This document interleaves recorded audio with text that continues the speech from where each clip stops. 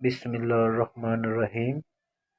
اپنے نالج میں اضافہ کرنے کے لیے ہمارے چینل کو پروموٹ کریں تاکہ آپ اچھی ویڈیو دیکھ سکیں۔ آج واقعہ پیش کرتے ہیں حضرت بہلول دنا کا۔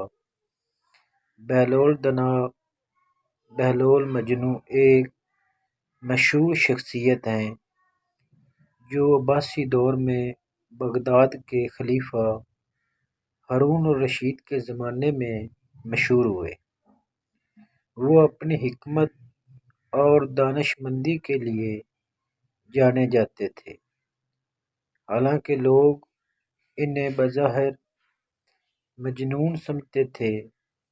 ان کے بارے میں بہت سے دلچسپ واقعات مشہور ہیں جن میں زندگی کے عمیق فلسفیانہ سبق پوشیدہ ہیں۔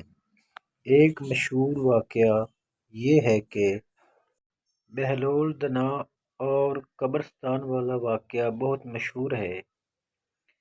کہا جاتا ہے کہ ایک دن ہارون الرشید نے بہلول کو دیکھا کہ وہ قبرستان میں بیٹھے ہیں اور مٹی کے ڈھیلے اکٹھے کر رہے ہیں۔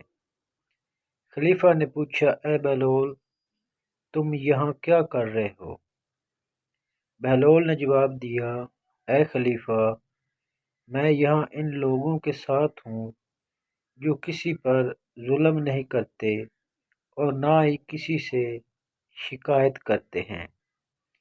یہ لوگ اس دنیا کی حقیقت کو سمجھ گئے ہیں اور اب کسی چیز کی پرواہ نہیں کرتے۔ خلیفہ یہ بات سن کر حیران ہوا اور کہا، تمہاری باتوں میں بہت دانش مندی ہے، لیکن تم لوگوں کو کیوں نظر آتے ہو کہ تم مجنوں ہو؟